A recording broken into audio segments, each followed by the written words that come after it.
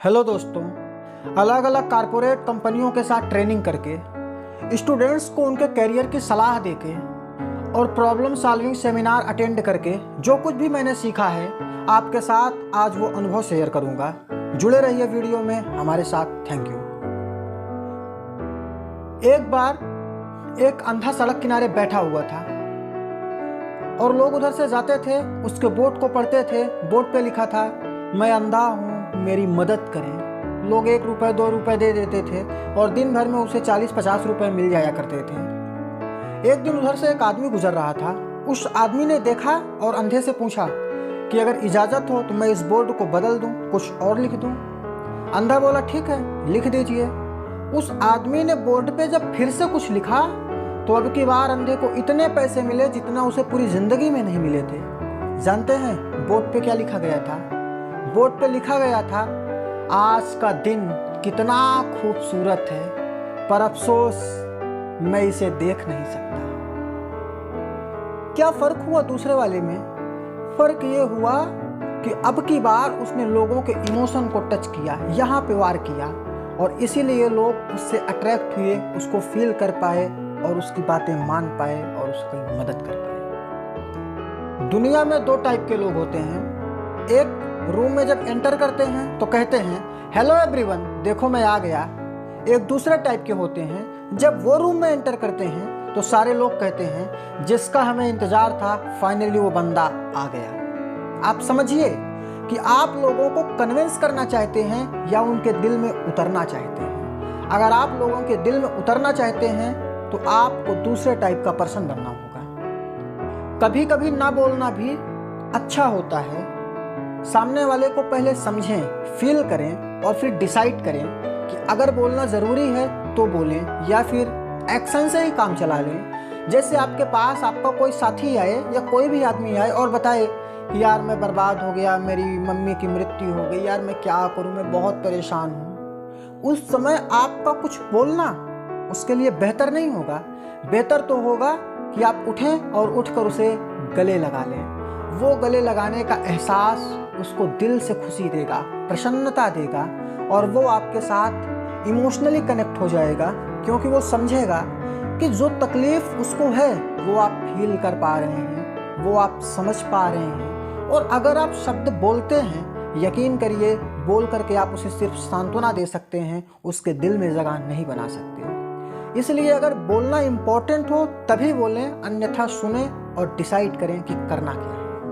और अगर बोलना पड़े तो कुछ इस तरह बोलें। अगर आप किसी से कहें कि मैं तुम्हें नहीं छोड़ूंगा, इसका मतलब प्रेम से आप कह रहे हैं कि मैं आपके साथ ही रहूंगा। लेकिन अगर आप कहें मैं तुम्हें नहीं छोड़ूंगा, इसका मतलब आपसे लड़ाई करने वाले हैं। शब्द वही थे, मैं तुम्हें नहीं छोड़ूंगा, आपकी बॉडी लैंग्वेज ने उसमें अंतर पैदा कर दिया। इसलिए बोलते समय बॉडी लैंग्वेज का ध्यान रखें। दूसरी बात, सेंस कभी कभी शब्दों को घुमाकर भी कह सकते हैं। जैसे अगर आप किसी से कहें कि तू जानवर है, उसे बुरा लग जाएगा। लेकिन अगर किसी से कहें कि वाह यार तेरा एटीट्यूड तो शेर जैसा है, बातें शेर जैसी हैं, यार तू तो साक्षात शेर है, शेर, अब वो खुश हो जाएगा, मैं शेर हूँ। जबकि आपने अभी भी उसे जानवर ही कहा है, क्योंकि शेर कोई भगवान थोड़ी है। कभी कभी शब्दों को बदलिए और कभी कभी बॉडी लैंग्वेज को बदलिए, तब आप एक कुशल वक्ता बन पाएंगे।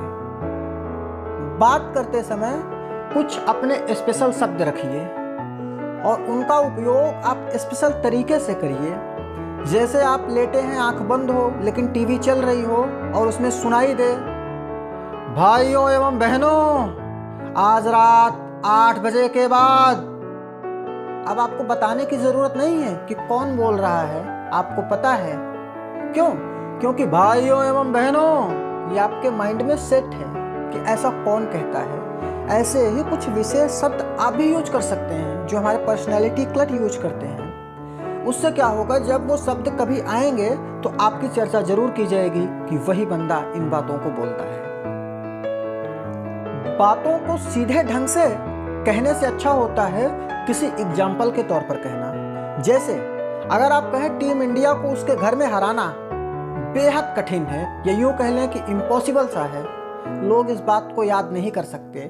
लेकिन अगर आप ये कह दें कि टीम इंडिया को उसके घर में हराना बालू पेर कर तेल निकालने जितना कठिन है, या बैल से दूध निकालने जितना कठिन है, ये बात लोगों को याद रह जाएगी। इसलिए बातों को एग्जाम्पल के तौर पर कहना शुरू करें। और according to research, according to data and survey, आपको एक राज की बात बताएं, लड़कियों को ये क्वालिटी बहुत पसंद आती है। ये हकीकत है। किसी आदमी की जब हम तारीफ करते हैं और जब हम उसके केवल कपड़े या फिर उसके सामानों की तारीफ करते हैं तो वहाँ पे डिफरेंस हो जाता है। कोशिश करें कि ये घड़ी आपकी अच्छी लग रही है, ऐसा कहने की बजाय कि इस घड़ी में यार आप बहुत स्मार्ट लग रहे हो, यार इस शर्ट में तुम बहुत हैंडसम लग रहे हो। इस प्रकार आप शर्ट चूज करने वाले व्यक्ति और पहनने वाले आदमी तीनों की एक साथ आपने तारीफ कर दी। अगर आप इस तरीके से किसी की तारीफ करते हैं तो वो उसके दिल में छू जाती है कि वाह यार, मैं तो सच में स्मार्ट लग रहा हूँ, तभी तो इसने कहा। और बातचीत खत्म करने से पहले सामने वाले की प्यारी सी तारीफ करें। और तारीफ ऐसी ना हो कि चापलूसी लगे, तारीफ इस तरीके से करें जो बात करते समय उसकी आपने कोई खूबी नोट की हो। ये तो था हमें क्या करना चाहिए।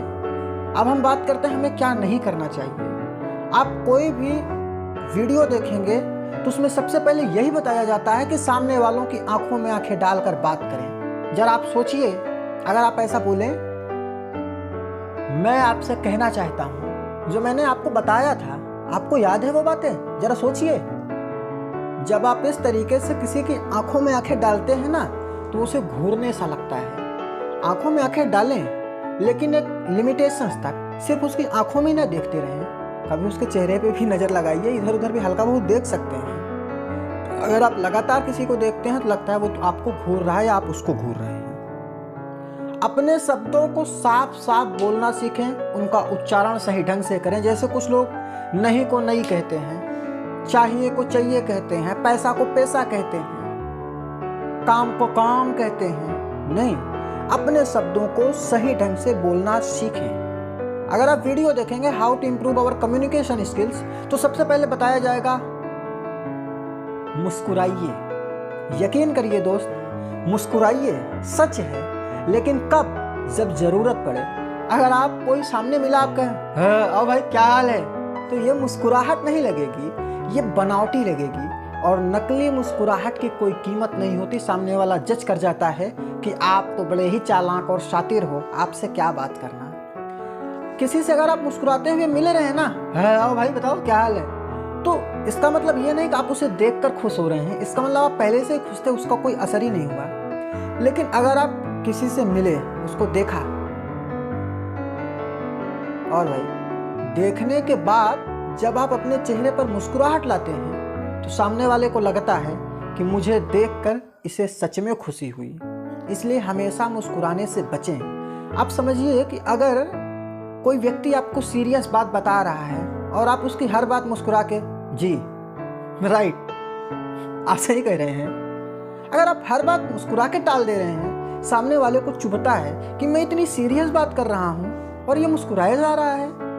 कभी कभी शांत और गंभीर होकर भी सुनना सीखें, ये बेहतर है। दोस्तों, सबसे बड़ी प्रॉब्लम क्या है कि लोग बात करते समय खुद को ग्रेट साबित करने की कोशिश करते हैं कि मेरे पास इतना नॉलेज है, ये है, वो है। अपने को प्रदर्शित करने से बचें, दिखावा बिल्कुल मत करें। हो सके तो सामने वाले को इंटेलिजेंट बनने का मौका दें। वो कोई बात कहे तो आप ये कह सकते हैं कि जी हाँ, ये तो मैं जानता ही नहीं था, सच कह रहे हैं आप। चलो एक बात मैंने भी आपसे आज सीख ली, मेरे लिए फ़ायदेमंद होगी। सामने वाले को इंटेलिजेंट बनने का मौका दें, लेकिन खुद बनने की कोशिश ना करें। तब सामने वाला आपकी बात को सुनेगा, क्योंकि उसे लगेगा कि आप उसे समझ रहे हैं, आप उसकी बातों को जान रहे हैं।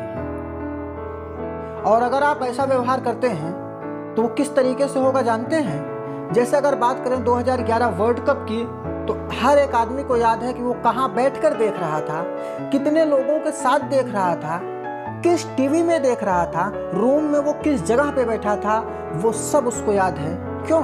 क्योंकि वो बहुत खुशी का माहौल था, बहुत अच्छी चीज़ें थी जो हमारे इमोशन से जुड़ी हैं, कभी ना भूलने वाली यादों में जुड़ी हैं। ऐसे ही जब आप पिछले जितना मैंने बताया उन चीज़ों को अगर अपने अंदर इम्प्लीमेंट करते हैं, उनको फॉलो करके आप सीखते हैं, तो एक दिन ऐसा ज़रूर आएगा दोस्त कि आप जिससे भी मिलेंगे आप उसके दिल में उतर जाएंगे और फिर वो आपको कभी नहीं भूलेगा। लोग बहुत अच्छी चीज़ें याद रखते हैं या बहुत बुरी चीज़ें याद रखते हैं। बम्बई के हर एक लोगों को आज भी पता होगा 26/11 कब हुआ था, जब ताज पे अटैक हुआ वो कहाँ थे, जब खबर आई तो उन्होंने किस टीवी में देखा, उन्हें खबर किसके माध्यम से पता चली, वो सारी चीज़ें उन्हें याद हैं। अच्छी और बुरी चीज़ें ही लोग याद रखते हैं, बीच की चीज़ें भूल जाया करते हैं। ये ह्यूमन टेंडेंसी है, ये साइकोलॉजी है। तो आप मिडिल होने से बचें, बहुत बुरा बनने की ज़रूरत है नहीं, अच्छा आप बन सकते हैं अगर खुद में बदलाव करना चाहें तो। आपने पूरा वीडियो देखा, इसलिए हम कहना चाहेंगे कि आप हैं शामिल उन युवाओं में जो अपना समय ना बर्बाद करते हैं, और आपने पूरा वीडियो देखा सच्चे मन से। हम तहे दिल से आपका धन्यवाद करते हैं। वीडियो देखने के लिए बहुत बहुत धन्यवाद। अगर आपको लगता है कि इस वीडियो से आपको फ़ायदा पहुंचा है तो शेयर कीजिए ताकि और लोगों को फ़ायदा हो। मिलेंगे अगले वीडियो में फिर से नई टॉपिक के साथ। कमेंट करके ज़रूर बताएं आपको वीडियो कैसा लगा। Thank you. जय हिंद।